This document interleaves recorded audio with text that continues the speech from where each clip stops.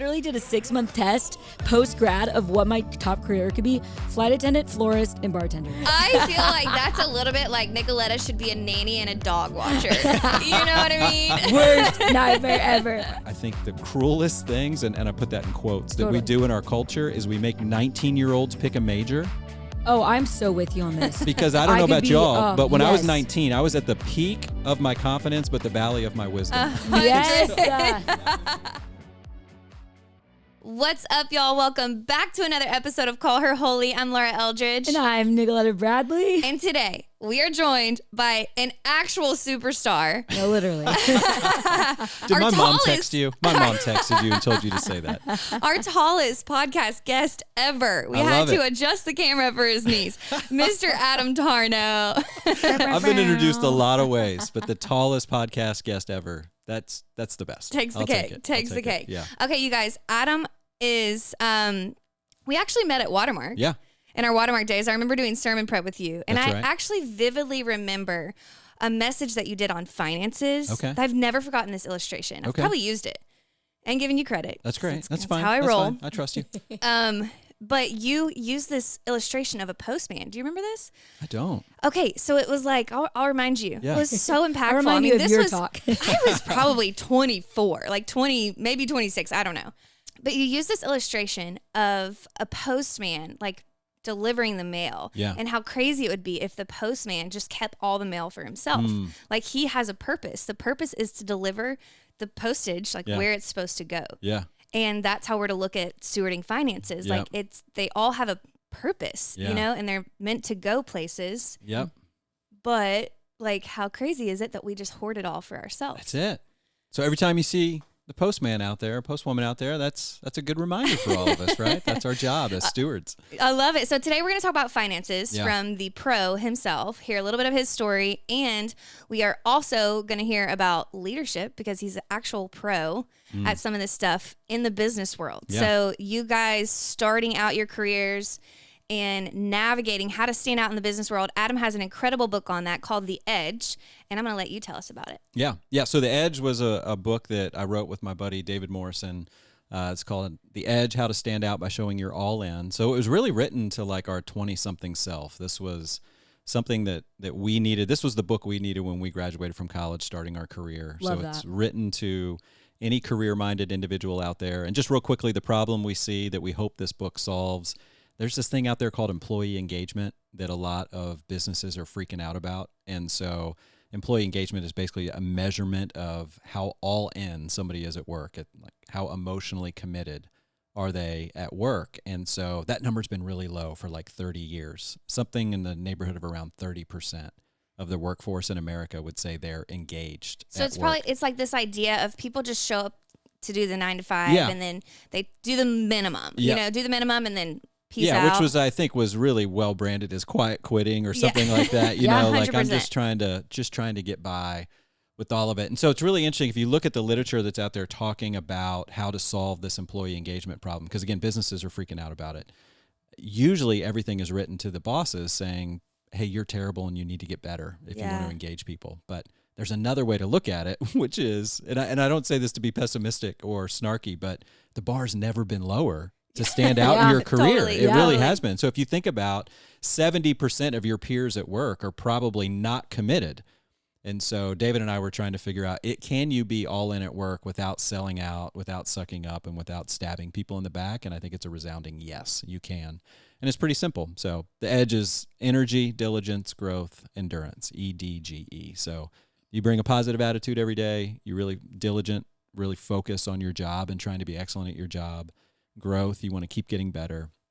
And then endurance, which is just the ability Yeah. to handle the inevitable ups and downs that come with work. If you can do those 4 things, like watch out, your career is really going to take off and you're going to feel like you're in control of it. Because that's what I always wanted. I just wanted to feel like if I was leaving a place or going to a new place, I wanted to feel in control of my career in all the right ways. You know, I Yeah. just wanted to feel like I was the one making the decisions.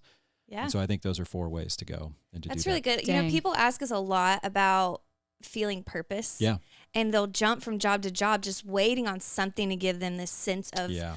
I'm doing something meaningful. I'm doing something that like makes me come alive. Yep. And the reality is when you start working in these ways, Yep. you're going to feel something different. Yeah. You're gonna When you act- you're start to gonna show up own it. different. Yeah. You start to own your own career and figure out where it is you want to go. I don't know if you all feel the same way, but I mean, what was so great about having two loving parents and going to a decent high school and having the opportunity to go to college is I had a lot of adults telling me what to be when I grow up. And then about 25, 26, they stopped telling me what to be. And I kept looking for real. somebody to tell me, here's what you should be when you grow up. And it was probably somewhere in my 30s where I realized nobody's going to tell me what to be. I got to figure it out. And that started a new journey, but there was a tremendous amount of meaning that came from that, of just going, I'm not going to wait for mom and dad or, this mentor to tell me who to be when I grow up. And it led me on a path to, ultimately what I'm doing today professionally, which was completely different than what I got my career or got my degree in. But it's been a really meaningful and fun journey. That's so good. Okay, so then tell me this though. What would you say? Because I work with college girls. Yeah.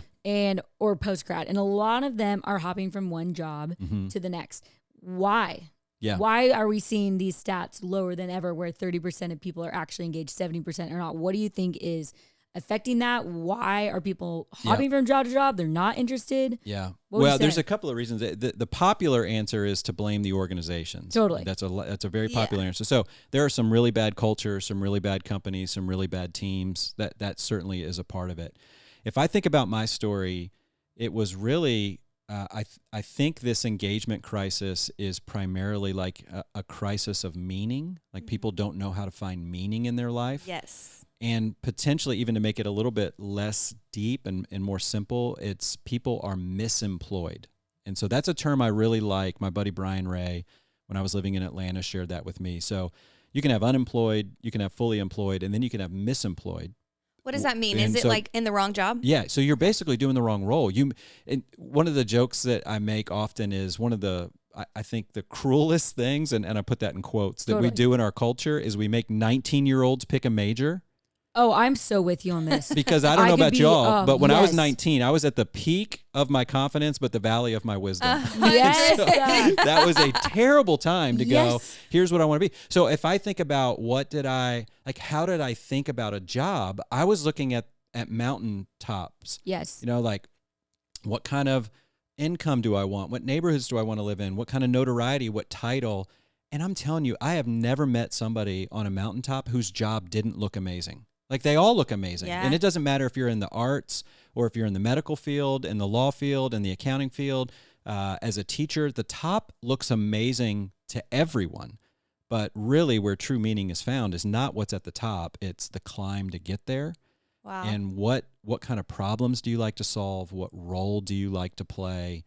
And to me, there was a big epiphany. Like I started my career as an accountant, and I was a third generation accountant. My grandfather was an accountant. My dad was an accountant. My birthday's April 16th, which is the day after tax day. Tax day. So it was kind of in the Nice. stars. So I started there, and I was good at it, and I enjoy math. And so there was a part of me that I had some skills in it, but it took me till about 35 for me to finally go, I'm a teacher. Yeah. I've been running from this role of teacher my whole life because I didn't think a teacher could make any money, or I didn't know a way to be a teacher. And so when I finally started to realize, oh, that's the role I think I was designed to play, that's when the job hopping for me really slowed down. And so I think that was a long answer to your short No, question, that's but good. I think That's really I good. think there is this journey that we have to go on to figure out what role do I like to play. So if somebody is job hopping, it's great that we can do that right now because unemployment's low. We live in America. Most of us do. I'm sure most of your listeners live in America. There's lots of jobs. So you can do that. You can hop around. It's less taboo nowadays to do that. It doesn't look like a slight on your character to do that. I would just say just keep analyzing why you left and That's good. eliminate the blaming others. Like, what did you learn in that role about you and the role you need to play? So what were the good days? What were the bad days? What problems did you like to solve? What meetings did you like to go to? What tasks, when they showed up on your to-do list, did you really like? Those are all clues. And you need to put those clues together because you're going to start to see a picture emerge of going, this is the role I think I need to be in. And so when you can really match that role, I see engagement go way up. That is actually really helpful. So I think y'all like listen to that again, because that is such a great tool, asking those questions. And I'm sure you unpack this in your book. Yeah. What would you say the person who's just discontent? Like, because I feel like there can be this frustration of, I deserve more. I should be treated this way. I should be making $100K right out of college, you know? Yeah.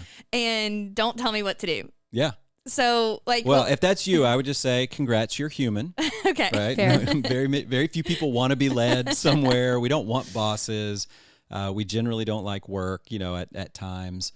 There's so much that, because every, and I know you know this, like every story is so unique in those particular situations, but I think some of the patterns are, the only way I know how to attack it as a teacher is to study it. So just study, why is that discontentment there? Just asking those questions, processing those with your friends. This world that we live in now, where you just get to compare yourself to everybody on social media, you know. And so if you're feeling discontent because of the story you're telling yourself about your friends and your peers, like, let me just remind you, those stories are like, you're probably building up a story in your mind that is not reality. For most people. And so work's hard. There are good days and there's bad days. And so there's a lot of reasons, you know, with all that. But I will say that if I trust the Lord in the midst of my career, then if I do not have a title, or if I do not have some money that I feel like I deserve, I have to go back and just go, Lord, I'm trusting your timing in the midst of all of this. If you wanted me in a different title, I would be in a different title. And so some of this is a good test of our patience and our trust in the Lord in the midst of that process. Okay, but then what would you say to, because I also think the problem, though, is that we don't feel like we want to be here anymore, so we leave. Or a lot of college graduates, they're looking for their dream job. So what I'm hearing you say is, like, figure out who you are, find a job that you like. But a lot of times, once again, going back to college, you have no idea what you like. So when you graduate, and do you recommend just get a job, find one that pays the bills, and see if you like it or not, and then quit? Because I've also heard people and pastors staying on stage and be like, you got to stay for a year. You got to show discipline. Our generation that we have right now has zero discipline, all based on feelings, all emotions. You don't like it for 1 minute, you're out. We see that in dating. We see that in everything. So what would you say around that? Yeah, we probably need to wait a little bit before we move on, you know? So it's like, when we talk about dating, sometimes it's like, when do you have the conversation? I know we're going to get to this about finances. Like, when do I tell somebody that I'm seriously dating about my finances or about my past or something like that? So it's probably not on the first date.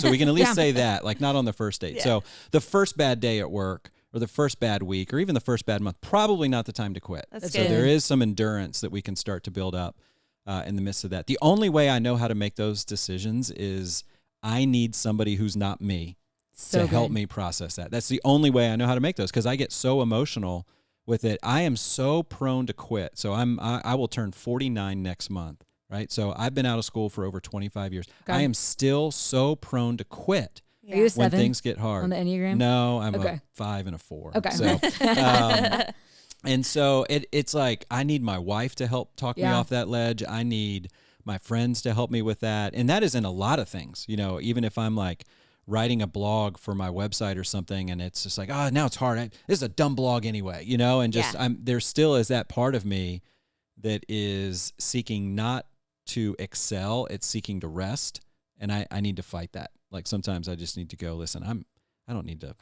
find the easy way.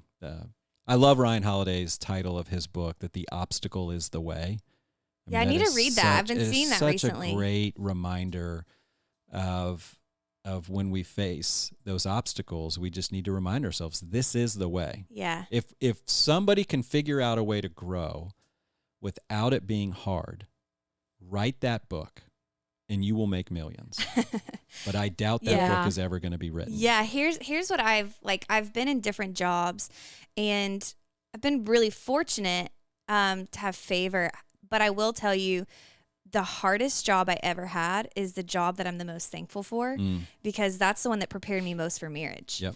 And it's the endurance piece. Mm-hmm. It's the respect piece, like learning how to lead under a boss who's young and learning all of his mistakes or her mistakes on me. You know what I mean? And all of his leadership lessons. It's so hard. I will say nothing has prepared me more for marriage than probably that. Like being you're in exactly a job right. that was hard. Yeah. And so just sticking out, like if somebody's in the midst of, like probably somebody's driving around right now going, but you don't know my boss. And I bet it's really hard. Yeah. If we run too early, we could be missing this great learning opportunity. And character development. Yes, all of that. And so that's where, most of the time I've had the opportunities to leave, I feel like I left at the right time. There's one role where I feel like maybe I was 12 months late leaving. Okay. But listen, 12 months. What's 1 year of your life? 1 year? Right, really. So, no, but I like that you said that you didn't figure out, hey, I'm a teacher until 35 and get comfortable with that. Yeah. Because a lot of people feel this pressure. And I felt it, especially being like childbearing age, where I think a lot of my like frustration in work is like, I have to do everything that I need to do before I start having kids. That's right. And for whatever reason, God was just like, no. And now you're in these circumstances that are so much harder to accomplish the things. Yeah. And now's when I'm choosing to bless those things. Yep. So it's me and it's not you. That's exactly right. Yeah. And I think a lot of women and men can get really prideful and be like, I deserve this role. Like, do you see my degree? I went to Harvard. I graduated with these honors. Like, I deserve this. Like, we don't deserve anything. And it's God's grace that gets you in these positions in the first place. And when you're talking, my mind went to, would you divorce your husband if things got hard? Yeah. Like, would you get divorced? Just, you know what I mean? Like, you need to push through, even when we think about dating relationships. Yeah. If you gave up on a relationship just because all of a sudden it was hard, you would never get married. Yep. But when you get to push through the hard in dating and relationships, that's how you one day end up walking down the altar. But we need to apply the same to our work life. Like, I know for me, gosh, people always ask, how did you get to where you are with Noble? I'm in the fitness industry. I want to do something like it. I'm like, I worked at Lululemon for a year after I graduated college. Yeah. And then I worked in the retail center of the spin studio that I eventually worked at because I broke my knee. Yeah. And it's like, you look at my past, it's not glamorous, but every single detail was so unique and so intentional of the Lord. I think that's a big one too, is that you in your pride don't trust the Lord and what he's doing in the unseen. That's right. And the story that changed my life, I'll never forget it. A woman from E! News came to speak at TCU when I was a freshman in college. I don't know, Julian Rancic, I think she is. She was the announcer for E! News. And she goes, I wanted to be in Hollywood. She was the one that did all the Oscars for a while. She's not really on as much, but she was the really thin woman, tan, short hair. She was all over E! News if you watched it about 10 years ago. That one. Yeah, that one. Got I'll post it on Instagram. You'll know if you know. I was wondering who, and then you said that. Now I know. Skinny and short hair. Done. Yeah. But she always said, I wanted to be in Hollywood. So when I graduated college, I moved to Hollywood and I got a job in the mailroom. Yeah. And I worked at the bottom of this huge building and I delivered mail. One day, they gave me a letter and said, take this to this address. And I figured out it was Leonardo DiCaprio's house. And I delivered mail to all the biggest stars. And eventually, few years later, in the mailroom, someone was like, who are you? I've seen you be faithful in this job. Yeah. She goes, I deliver the mail. And they go, what do you want to do? She goes, my dream is to be this. And it was all of a sudden her faithfulness got her to be one of the biggest announcers in E! News. That's a great story. And it changed my perspective of a lot of times you got to start in the mailroom. Absolutely. You got to start at the bottom of the barrel. And you Yeah. can't expect to get the best job. But also, if God wants you in this job, he's the one that builds the stage. He's the one that gets you in a role. But are you hopping from one job to the next because you're lazy, discontent, or you think you deserve better? Like, we have to also, when it comes to careers, in my opinion, and what I've seen from mine, and I'm sure you can speak to this too, is it really comes down to faithfulness. Like, are you supposed to go or are you supposed to stay? I love how you said talk to community, but like the Lord will tell you if you're supposed to stay, even if it's the hardest job of your entire life. If you're supposed to stay, God has more that he wants to teach you in that role to prepare you for whatever he has next. That's right. But here's the difference. I think that like the faithfulness piece is not just showing up. It is the edge that you talked about, you know, saying, hey, this doesn't feel like I'm making some eternal impact. But when you are bettering society, when you are contributing as a mail lady, you know what I mean? Like you're doing something meaningful. You're doing something purposeful. Yeah. And like really finding that. Yeah, it's not contrary to your faith to be really great at your job. That's a great expression of your faith in the midst of all of that. And so, yeah, you know, I love what you're saying in the mailroom is the perfect example of all of it. And again, that's the analysis we need to go through, which is I'll go back to like, what problem do you like to solve? So really people will know, like they'll say, well, you've written a book, you have a podcast, you go speak places. I want that. And I always ask them going, do you want the trappings, the peak? Like the best part of my job is actually not doing this and standing in front of an audience, or the hardest part of my job is not that. Yeah, not what you do the most. That's right. The hardest part of my job is turning Netflix off and reading voraciously. The hardest part of my job is every time I get on an airplane, resisting the urge to just watch videos and actually opening up the next book and continuing to read. The hardest part of my job is wrestling with how to put content together. And if somebody tells me they love that grind, I go, great, I think you'd be an awesome teacher. I don't care how you are in front of people. We can work on all that, on how you are in front of people, but that's the life of a teacher, is reading and wrestling with ideas and writing a bunch of stuff that you crumble up and that nobody sees. If you like that life, then I think you'd be a great teacher. And like behind all the mountaintops that we see with people, there's always something there that nobody does see, and I think that's where you find your meaning. That's good. Is, do you like that work? And that's what we need to start to analyze, is start to figure out, is what kind of real work like that do I like? That'll be a great clue. Okay, before we move on to finances, on this topic, when would you say is a time to leave? Because a lot of people ask that. Like, when do I know it's time to leave my job? Because I think people are, like, they really do genuinely want to be faithful. Yeah. You know, they don't want to, a lot of people don't want to be that flippant 22-year-old. Yeah. You know, but they're like, there are some really unhealthy things. Or what would you say is the criteria for, like, these I think if things? there's a long season of where you don't feel like you can bring your best every day anymore, you don't feel like you've learned anything or you're learning anything, you don't feel like you're being developed anymore. A lot of people work for some smaller businesses that don't have a lot of levels to go to and growth. And so there's a group of the population that would love that because they're not really growth minded. And I don't mean that in a negative way. It's just like, hey, I just love this job and I'm fine being here. I'm thinking of my friends that have been third grade teachers for 25 years, right? Like, God bless them. Yeah. Like, that is amazing that they are wired that way, to find the contentment, and they still pursue excellence on, like, I just want to be a better third grade teacher this year than I was last year, but I'm not looking to become the principal, or I'm not looking to go join the school board and things like that. So I think if you feel like there's no more growth opportunities that are there, those would be some of the basics that I would think of with all that. Again, it's always so different. Because there's so many people that will just go, they would answer yes. Here's my fear, Laura, with that is if I put out a list, everybody will answer yes. And really, if you sit down and talk to them, they're running from a relationship. They're running from a conversation they don't want to have. See, even when you said the word development, I was like, have you fought for that? Have you asked for that? Because I think one thing that we miss in the workplace, and I saw this a lot when I started leading people, is like, people don't know how to, like, vouch for themselves or, like, ask for what they need. Yep. People also don't know how to, like you were saying, until about 26, people have told you what to do. Yep. And people expect that in the workplace. Yep. Like, I don't know what to do. How do I do that? Or what do I do? Yeah. You figure it out. Yes. That is the one mark of a good employee. Like, can you figure it out without asking me? Yes. Now, you can ask for help, but, like, figure it out. Like, that's going to grow you. Yep. We had to tell my boys that. We came up with a 3-letter acronym, FIO. And that was, like, during the pandemic when they were home all the time. And they were like, we're bored. We don't know what to do. And I was like, FIO. Figure it out. Just go do something. So FIO is a great skill to start. I realize, like, it's one of the biggest things that these, like, young people need to know to do, because they become discontent or feel like I'm just incompetent and I'm, no one's telling me what to do. That's why you get paid for this. That's right. Figure it out. Yeah, that's part of it. And listen, I don't want to be like, oh, we're old and wise, and so let me just pat you on the head, young adult. No, this is part of becoming an adult. Yes. Like, this is part of becoming an adult that they never told us about. Exactly. Was you just start to take ownership of your life in this way. And so it feels scary. It's hard.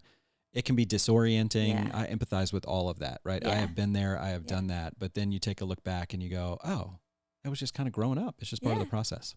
I love that. That's just part of the process. Like, you being in a job you don't love is part of the process. You're growing and you're learning. I just think, I just have a hard time, though, because I have friends that have, for example, they went to nursing school. They became a nurse. And then a year after that, they're like, I don't want to be a nurse. So then they went to the medical sales side. And then they're like, I don't like that anymore. I'm going back to nursing. It's like this beat bopping around. And I feel like there's just this tension, though, of like, when do you actually ever decide what you like? You know what I mean? And maybe it's to your point of they never actually did their homework of like, what did I like? What did I not like? All the things.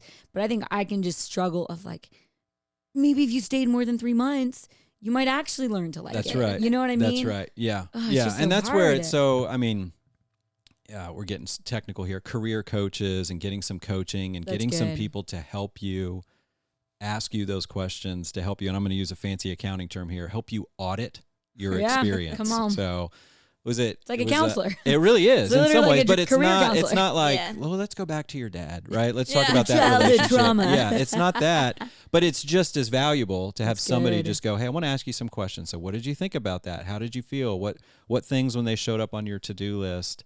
I mean, I really think the conversation, if I'm helping somebody navigate their career, it's like, tell me about your meetings and tell me about your to-do list. Yeah, that's like, good. What are those two things? Super practical. But when you can, let's start there. And those are filled with clues. What meetings do you really like being a part of? Because those are inevitable. And what things on your to-do list do you like to go after? You remember in college, like there were certain classes when I wrote down my homework I needed to do.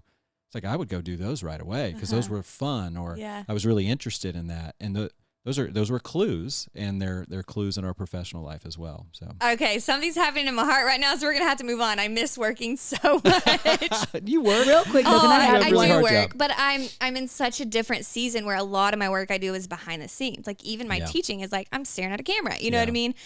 It's not a lot of like live feedback. I love leading people and leading meetings and stuff like that. So I'm like, oh gosh, I gotta move on before I start. Can I say one thing before we dive on though? Yeah, real quick, and then we can go into finances. Is I really want y'all to hear what Adam is saying is a lot of this comes down to identity. Like the Lord uniquely put these skill sets into you. Like I loved how you talked about how when you went to college, you really liked these classes. Well, I bet if you wrote down the classes you liked, I'd be like, abso-freaking-lutely not. Math, no. Science, absolutely never. But I've been doing just so much work on identity. And the things, if you look back, God gives you signs from when you're a young age of things that he designed you to do. And so I have no doubt, Adam, that you were probably a really big leader even in 3rd grade. And it's translated into being a leader at 45. 40, bless you. 49. 49. It'll be 49, but 49. Thank you. And so I think something that's really helped me is go back into your childhood. We see I love the story of David. Yep. Because what we see in David is that he was a shepherd boy. He was a poet at a young age, which then when he became king and he wrote even more poetry, like in the Psalms, it was because when he was literally slaying lions and bears, he was writing poetry at 13 in the field. And so a lot of times my encouragement to you is go back to what did you enjoy as a kid? Yeah. This is the number one question I ask girls that are struggling with what do? I go, what could you talk about for hours? That's great. What could you talk about for hours on end and never get bored? For me, body image, fitness, food. I could sit here and do an 8-hour podcast and not blink an eye. And but I also see that I loved to talk about this when I was in junior high. And God was showing me little God winks my whole life that are now playing a role into what I'm doing now. And so not only, talk to your career counselor. Pro tip, colleges actually oftentimes supply career counseling for those who have graduated. Reach out to your college. They might have career counseling like TCU. They have it for free for as long as you ever need. I went back, did a career test. They told me I should be a florist. Maybe don't go back to TCU. It was really, really painful. It was so, like literally did a 6-month test post grad of what my top career could be. Flight attendant, florist, and bartender. Whatever. Anyways, I am so dead. Hold on. We need a moment for this because there's a whole episode right there. I feel like that's a little bit like Nicoletta should be a nanny and a dog watcher. You know what I mean? Worst nightmare ever. Okay, let's just not talk about my florist potential salary because that is probably the lowest of the low. But what is your favorite flower? Do you have a favorite flower? No, that's the thing. Okay, Like, you'd be a terrible florist. Yeah, I'm like the pink ones, the white one, roses. I don't know, but I'm like, all I know is that I would not probably make a lot of money if I was a florist. Now, we haven't spent a ton of time together, but you would be a pretty good flight attendant. Oh, I actually Southwest. do feel like she love would fit the travel. Southwest vibe. So see, he can tell that I'm a traveler. We love Adam. Yes. Let's freaking go. That'd be great. Laura, I want to hear your first question though for Adam on finances. Okay, because I feel like you have so much wisdom for us. Yeah. This should be a 5-hour episode, which you guys would love. We had this whole debate on, should we do longer or shorter episodes? And the girls were literally like choking us, saying, "Give us longer episodes or die." And good. I'm all about short episodes. I want 35 to 45 minutes tops. And then on the retreat I threw, all these girls were like, "We want longer," and we did this long poll. longer wins. Wow. So okay. welcome to our first 5-hour episode. Okay, so a lot of girls are asking how to balance saving versus giving and spending. So basically, like, I feel all this, like I'm supposed to do all these things with my money. How do I actually still save? Yep. Yeah. So I like to think about this. There's really 3 things that you can do with money. Maybe there's more, but basically what most people want to do is they want to save consistently, give generously, and then there's some other things on there, like they may want to pay off their debt. I was going to say shop maybe be the third one. That's what I was shop continuously. So typically those are like the 3 that people want to do. And through a story that I'll tell here in a second, what I have found is most people have to pick 2.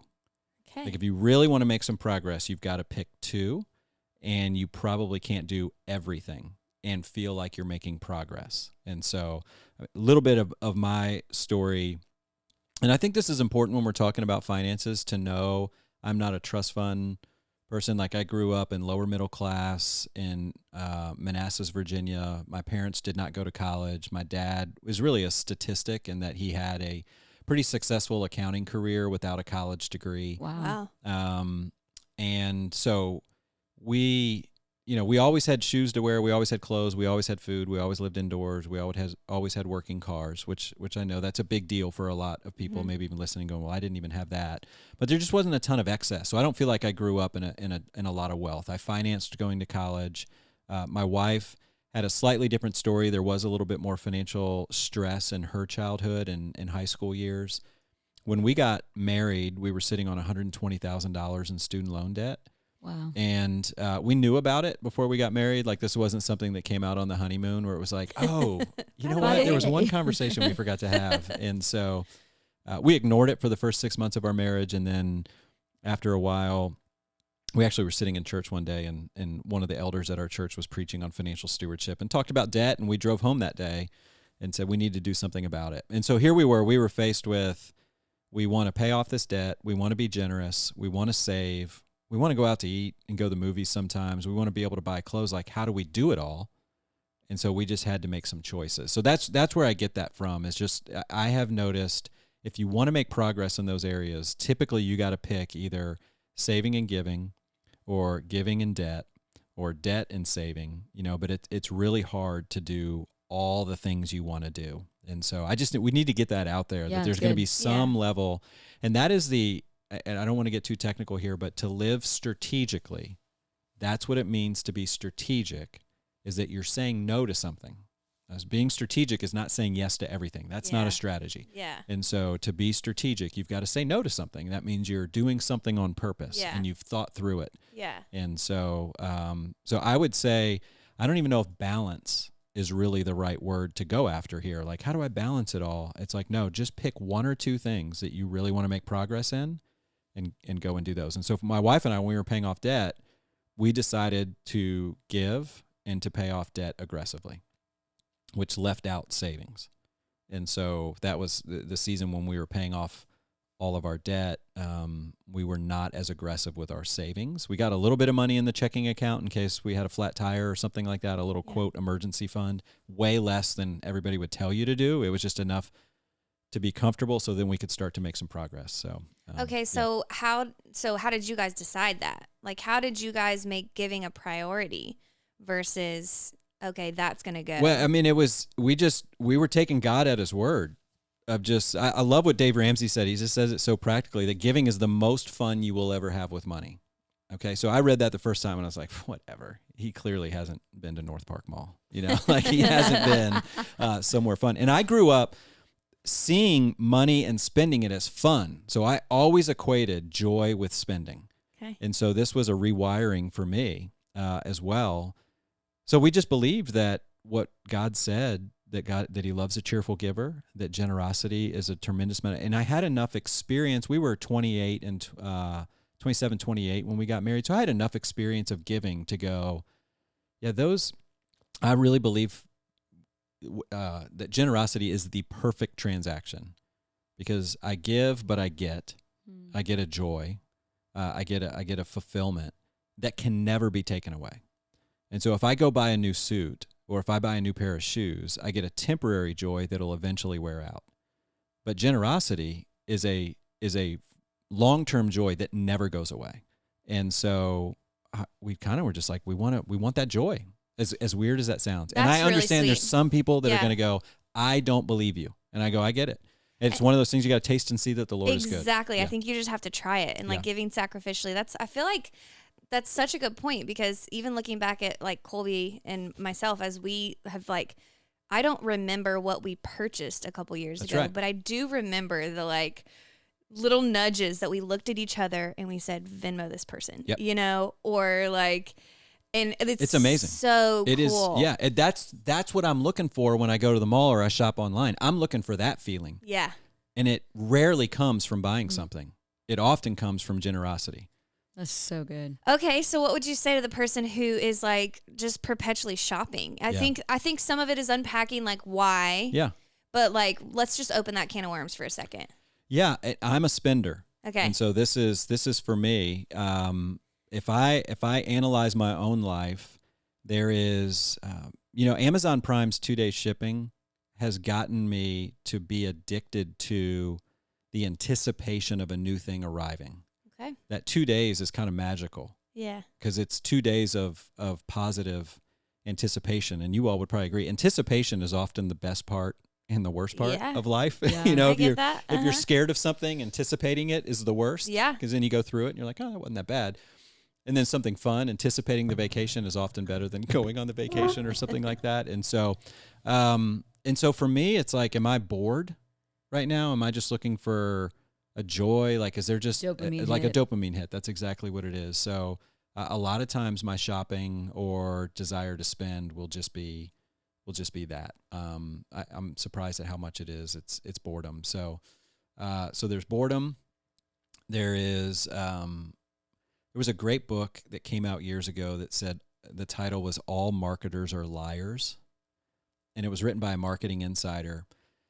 And what he was basically saying was this, is he basically said, if you watch commercials, they're not selling you a product, they're selling you a story. And so they are basically saying, if you buy this product, here's the story your life begins to tell. A great example of this is every BMW commercial doesn't really talk about the car and the engineering. Sometimes they do. But a lot of times it's this lifestyle that goes around it. And there was this one commercial that I used to show classes that I would teach on financial stewardship, and it showed like somebody, like all these sports. So somebody playing polo, somebody doing equestrian, somebody doing the butterfly stroke in an indoor pool, which is a very, like even that it was the butterfly stroke, not the breaststroke, because butterfly is like, you have to be a real swimmer in this beautiful indoor pool to be able to do that. So they were basically saying in the house that the people lived in, like, hey, if you drive the BMW 3 Series, this is the type of story your life tells. And so I think sometimes the discontentment is I don't like the story my life is telling. So if I can get those shoes, that watch, these clothes, sometimes we could even go into body. Like if I could get my body to look a particular way, then my life will tell a different story for guys and girls, I would imagine, with that. And so some of that was a big eye-opener for me to go, am I bored right now and I'm just looking for the dopamine hit? Or am I discontent with the story my life's telling? Because if I'm discontent with the story, like that's a spiritual issue that I got to go think about in a different way. That is really good. So then what do you do?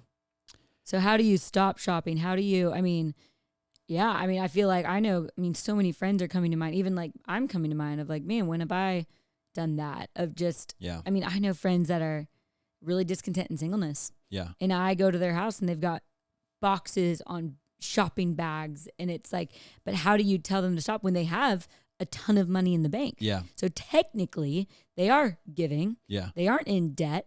And they have making a ton of money. Yeah. So what would you say? Yeah. Well, first of all, they've got to want to make that change. Fair. Okay. So that is where this again, if I go to Dave Ramsey's wisdom on this, so sometimes eliminating the credit cards can do that. So going just to a cash system can be little things that you do to try to help that. Probably the best way I would think about this is if a guy was asking me how to stop looking at porn, would go, and we'll lean on what JP would say. He would talk about the CPR, right? Like you got to confess it. I don't know if I'm going to get the acronym right, but there was a repentance and there was a restricting of, the R was the restricting access. That's good. And he would, talk about if a guy comes up to him after a sermon and is like, well, where do you look at porn? Well, I look at it on my phone. Well, where's your phone? It's in my pocket.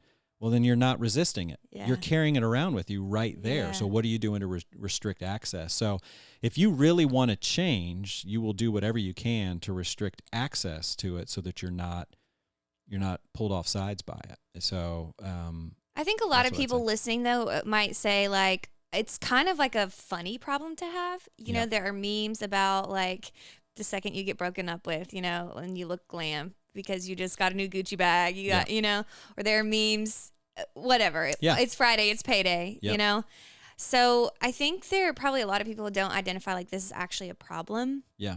Or I'm trying to like fill a need that I don't like the story my life is telling. Yeah. You know? Yeah. I like that. So if it's a problem if you're going into debt and you can't pay off your credit cards or you're getting yourself in a worse financial position. Now, I would say that's kind of like, okay, we're probably at a problem stage there that we need to handle a little bit different.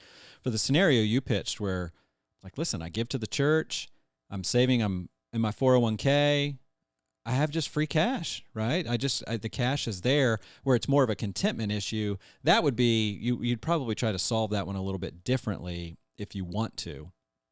And that's where you got to get friends involved in that. Those are hard decisions to make on your own or changes to make on your own.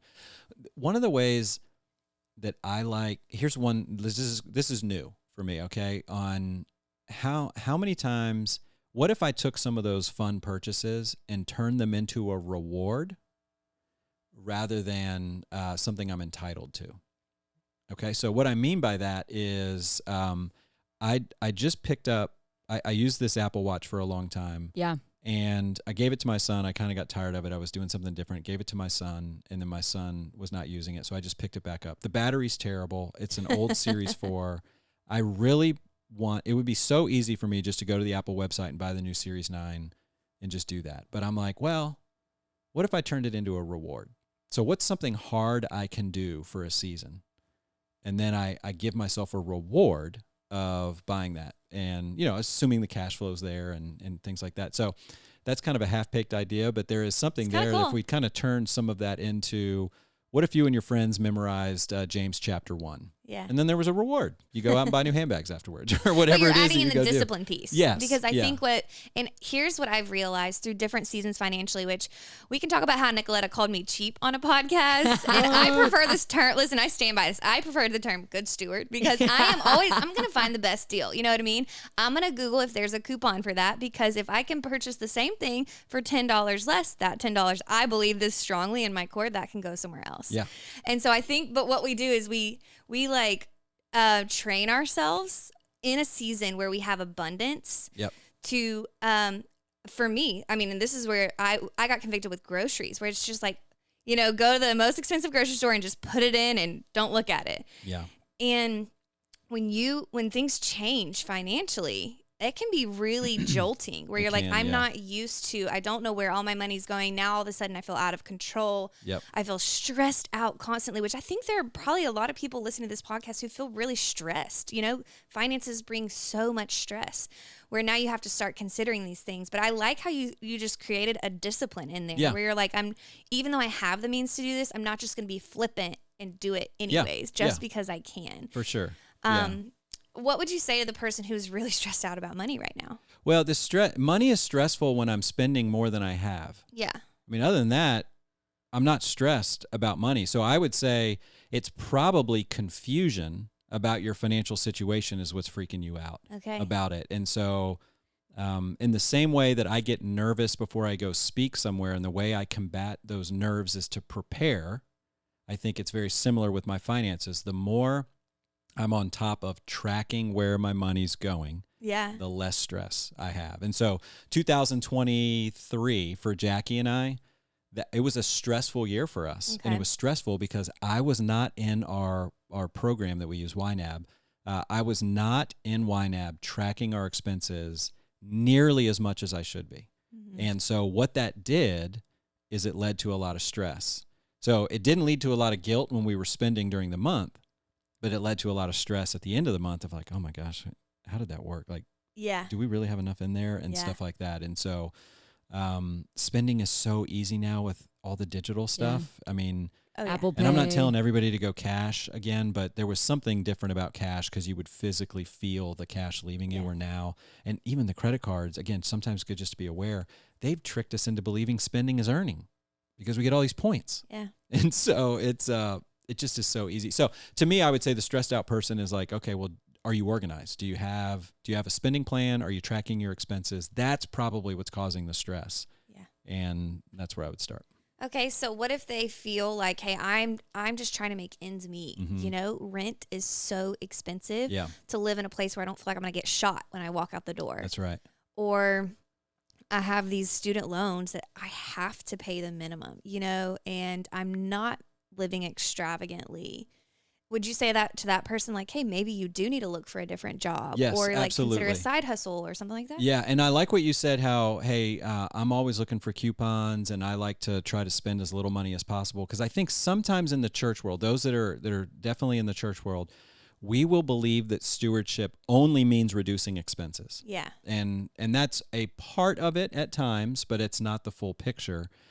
A lot of couples that I meet with or individuals that I've met with that are in financial stress, the answer is not to reduce your expenses. The answer is you've got an income problem. And so that can be a real issue for some people. And I think that's the fastest way. So 2 areas for expenses to make the most ground up is always going to be housing and transportation. Those are the 2. Like if you have a Netflix account or you have an Audible account, like, listen, that's helpful. And it may be good to cut back on $15 here, $20 there. All that stuff adds up. But typically housing and transportation are where you can find hundreds of dollars a month. So if we're going to look at your expenses, I would look there. 3rd category would probably be eating out and just where you dine. But again, sometimes housing and transportation can be more. So are you paying for a new car or are you leasing a car? Maybe we need to sell that and buy a used car. Maybe you're living in this cool neighborhood. What if we just moved 10 miles away? We'd be in a different neighborhood. Yeah, it's not as cool, but you save $400 a month. Yeah. That can reduce some stress. Yeah. Or do we just need to look for a new job or a second job? Yeah. You know, things like that. Those are typically the levers to pull. And I've seen people get roommates who, like, they want to live alone, but it's so expensive. Or it's like, literally, I've had girls live in the same bedroom, which is you can kind of strip some of your dignity as an adult. You feel like I should be past this, but there comes a point where you have to. It's kind of like the porn thing, like, okay, I'm gonna remove access from my phone. Like, you have to get creative, and not in a frustrated, way, but in a way that's like, God has given me enough for what I need.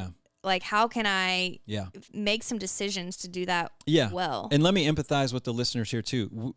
The last 4 years has been crazy, with inflation and where everything is, like, that's real. And so housing costs in some areas of the country are through the roof.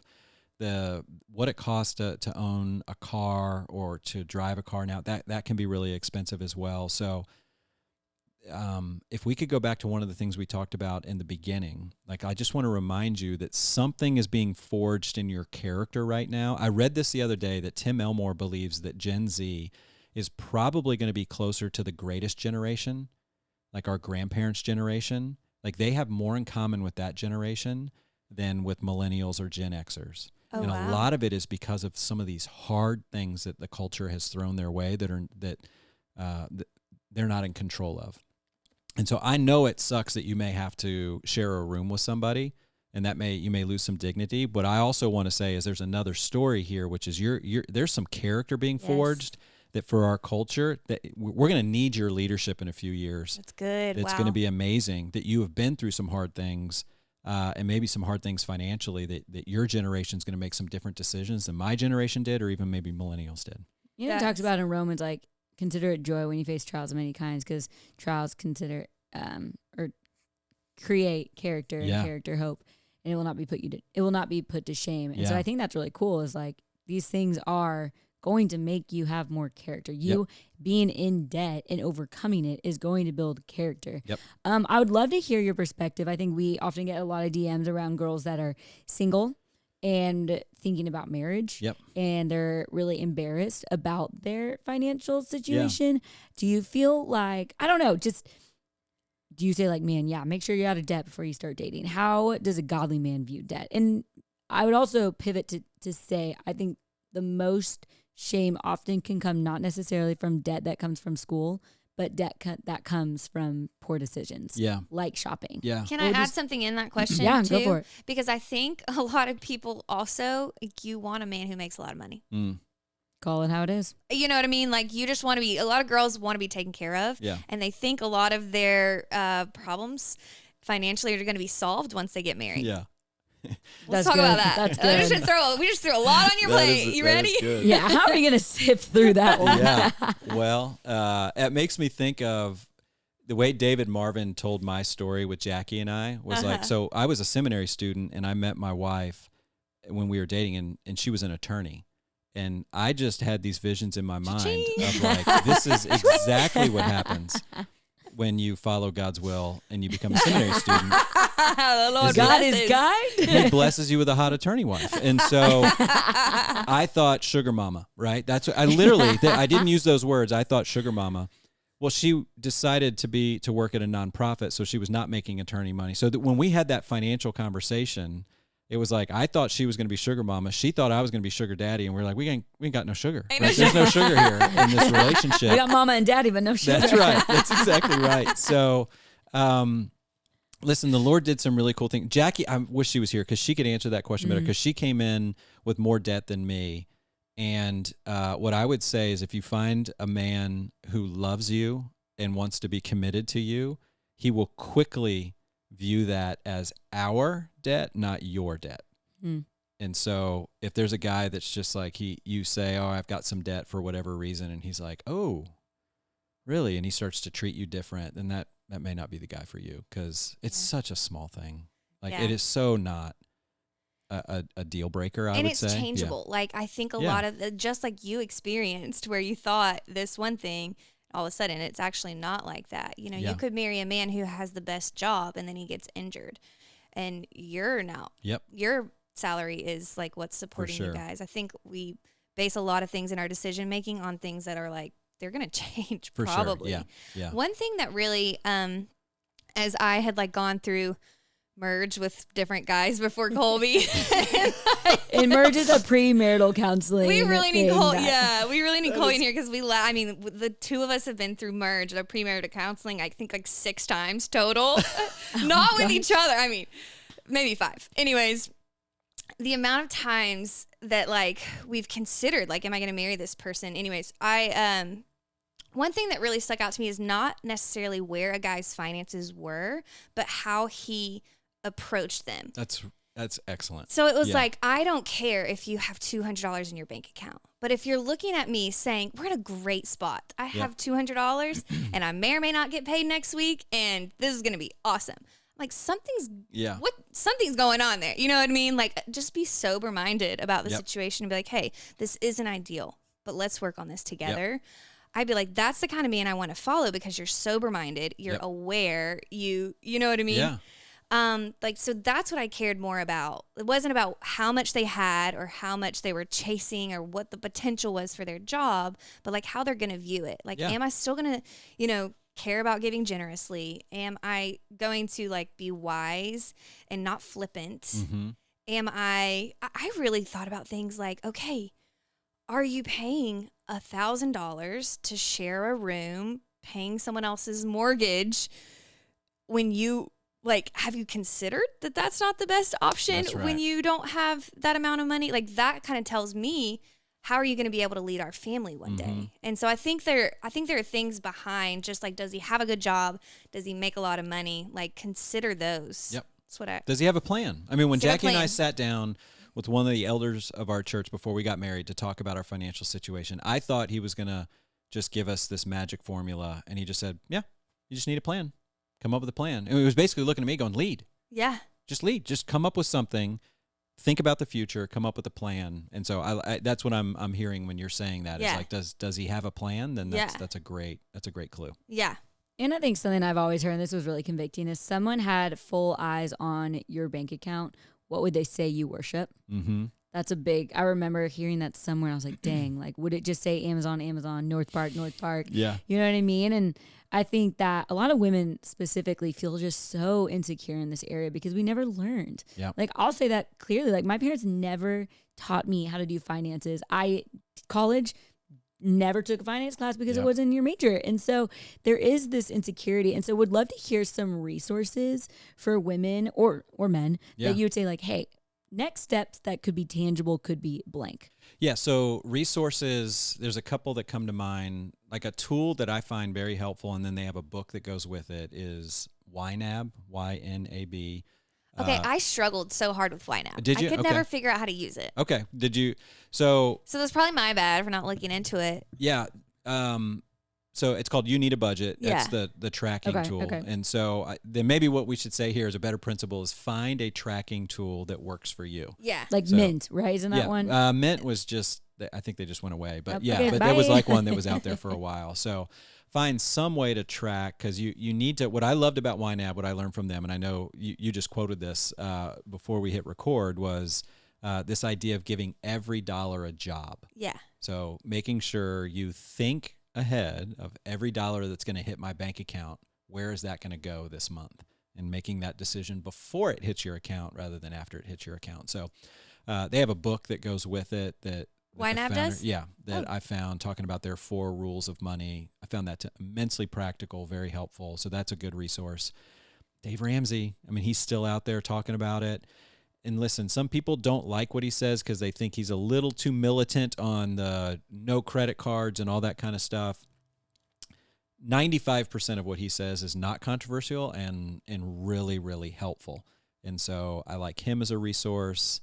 And then, asking your friends that you think are doing well. Just go, how do you think about money? How do you think about this? And so just opening up that conversation to learn some principles. I think those are a couple of resources that could be really helpful along the way. That's good. So I think a very first practical step for somebody who's never really budgeted and it's so intimidating, start tracking your money. Mm-hmm. Even if you just if you like to write things out and you have time for that, write it out. Open up your credit card statement and start categorizing things. Yep. Of here are the top 7 categories. Yes. Rent, bills, food, groceries, eating out, spending, giving, gifts, just create some categories and start tracking that, where you can have a picture of where is my money going? Yep. And listen, if you've never done that before, I want to prepare you. The emotion you're going to feel is most likely negative.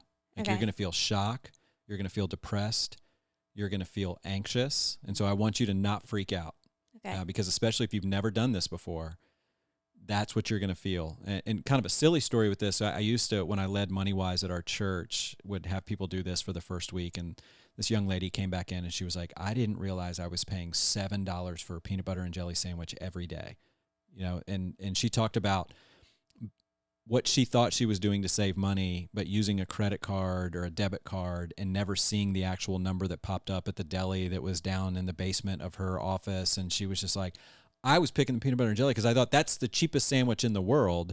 And come to find out she was spending $7, which now with inflation, that thing's probably $12, Wow. And so that's an expensive PB&J. That very expensive PB&J. But here's what it did. That negative emotion, that shock was true. It was truth. Yeah. And it motivated her. That's good. So she was like, so now I took $7 and went and bought the loaf of bread and got the jar of peanut butter and jelly. And so that just be prepared. You're probably going to feel some negative emotion, but use that as fuel to go and do something about it. And I know for me, I'll never forget this. It was first few years out of college, me and a girl gang got together and we just printed out all our bank statements and we made it a night. We got wine, we got snacks, and we budgeted. Got some flowers. So do something. That $3 wine. You could do something fun like that if you're right. that sounds miserable. Then grab a friend and do it with somebody else. That's great self-leadership, Nico. That is. Well, I haven't done it in a couple years, but back in the day. She's like, I haven't looked at a budget. My budget goes to Fashion Pal. Yeah. When you said they support me financially now. Girl gang, that's not where I thought that was going. Right? That we were going to look at our finances. I have some little anecdotes that I think are probably pretty relatable to people to talk through. One of them being, I remember being in college and literally at Walmart. I went to school at Baylor in Waco. And, you go to Walmart for groceries or H-E-B. And I remember every time I swipe that card, you're just holding your breath. Like, is this going to go through? Your prayer life was really on fire at that moment, right? Yeah. Jesus, take the wheel. Is this going to go Yes. through? I've had other times in my life, which is probably why, like, I am, like, more attentive. I'm pretty attentive to, like, okay, I'm not going to be flippant with finance, because I always had to be growing up. You know, we didn't have a ton of excess, similar to you. I was provided for, but, like, we just didn't have excess.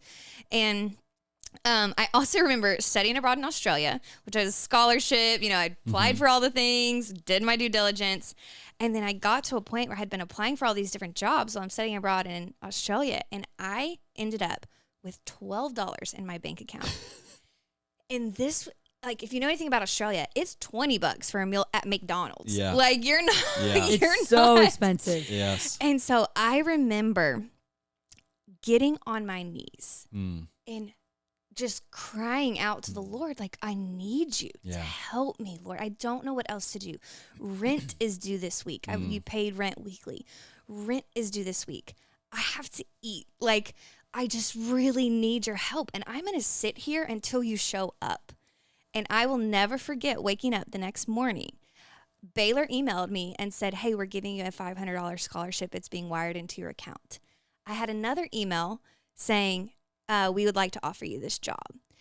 And there was something powerful that happened in that moment that I think we exclude from finances, is that I prayed.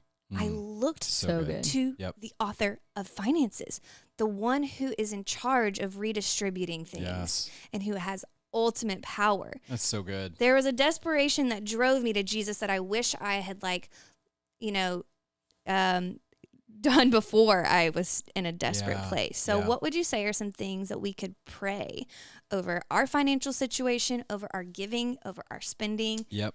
What are some good prayer points? Well, yeah, I mean, if you understand, so one of the words we've mentioned a few times, this idea of stewardship. So if you're going to summarize what the Bible says about money, it's this idea that God's the owner of everything. Yeah. And so we are stewards. And a steward is somebody who manages another person's resources according to the owner's vision and values. So that's our job. Oh, we need to slow down and kind of do that, because I think this is, like, groundbreaking for me. I think the first time I heard it was probably from you in MoneyWise, like money class at our church. Yeah, so you see this in Chronicles and David when they were opening up the temple the first time, and he talked about all the resources are yours, God, and we want to use them for you. You see this in Psalm 24 as well, that the earth is the Lord's and everything in it, which means, by way of implication, that we are stewards. So it's not your house, it's not your clothes, it's not your car, it's not your money.